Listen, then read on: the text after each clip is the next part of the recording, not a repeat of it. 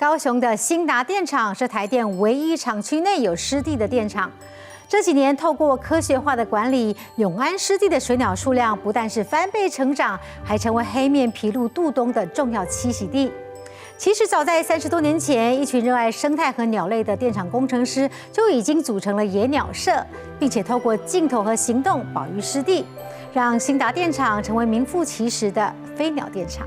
哎，对对对，高跷有看到哦。看到高跷。鸟界的什么？它的外号叫什么？林志玲哦，我最喜欢他修长的。10多位新港国小师生来到永安湿地，临近兴达电厂的小学，环境教育课程当然也很有在地特色。永安湿地生态发展的推展中心呢，它原来是我们新港国小盐田分校的所在地。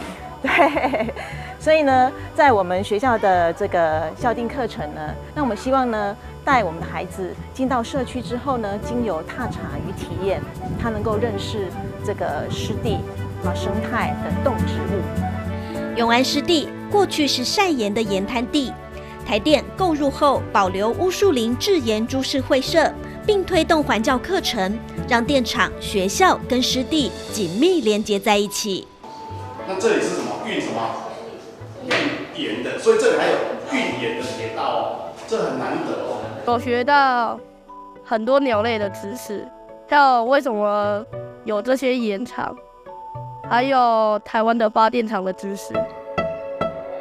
紧邻电厂，却有着世界级的生态天堂。每年10月份过后，永安湿地是明星物种黑面琵鹭渡冬的重要栖息地。相较于2012年环评调查的102只，2023年数量已经达到427只。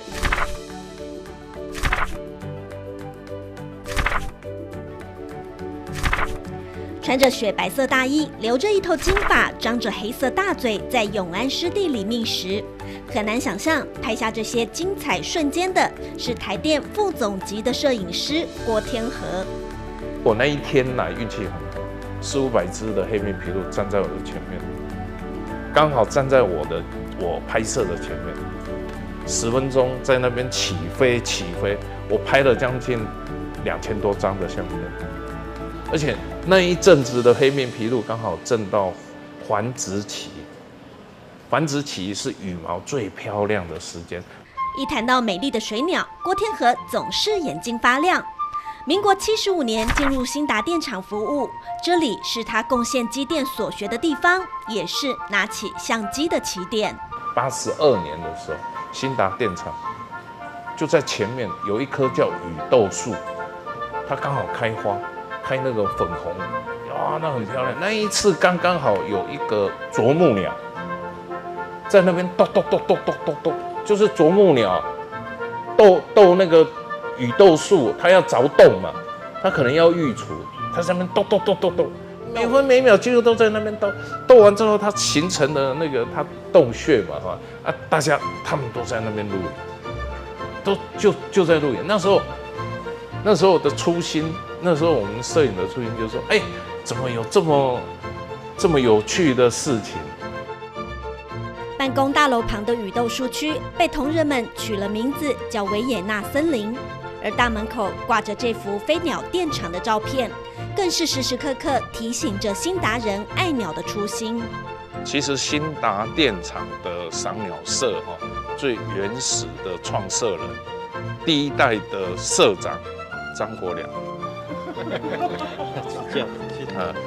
这个是我们原始的社长啊。那个时候这一块地并不是叫湿地了，那一块地这个叫盐田地了。所以永安盐滩地是盐滩地，所以它的一切的那个生态的那个自给自足的生态链，它是浑然天成的。民国82年，一群爱鸟的工程师为了呈现眼前美景，号召成立兴达野鸟社，而这也是永安湿地保育的起点。我们看到这2块地方有那么多的鸟类在这边过境的时候，就有一种冲动跟一种想法，那就号召大家就希望把这个美的这个呈现出来，然后把这个概念传给我们电厂同仁。当初也没有想到说，为了台电的永续经营或什么，根本都没有提到这个，只是希望把这个美的这种感觉传播下去。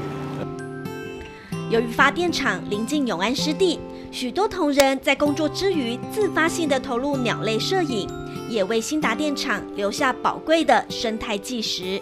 你现在看到的部分，就是我们还原30年以前我们曾经年轻过的状态。所以你们不是被迫的啦，不是说干部一定要来参加演讲。成立的时候，这里没有干部啦，这里没有干部。还原30-40年前就不是跟你讲吗？就是拿着旋转整流器在那边工作的工程师，现在就一些小型的那个东方环境我要能这样。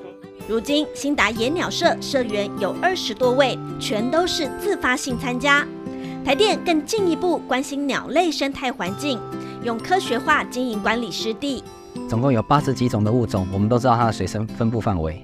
我们把它做一个降密排列之后，我们找到了最深的那个鸟类，在永安湿地的用最深的鸟类叫鸬鹚，它用的水深的话是水深30公分的地方。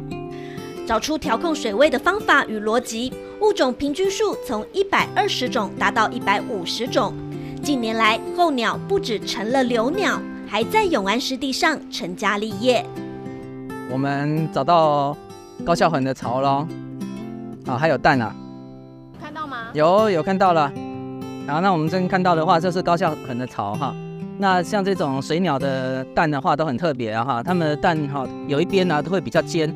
那比较尖的原因呢是让这个蛋的话，它在滚动的时候，它会在原地滚，不会一直往侧边滚而落水。所以说的话，这是一个水鸟蛋的一个特性。过去闲置的盐田逐渐变成生态宝库，水鸟族群量还增加2.5倍以上。野鸟社同仁透过镜头让大家欣赏鸟类之美。兴达电厂保育永安湿地，让能源发展与环境生态共存共荣。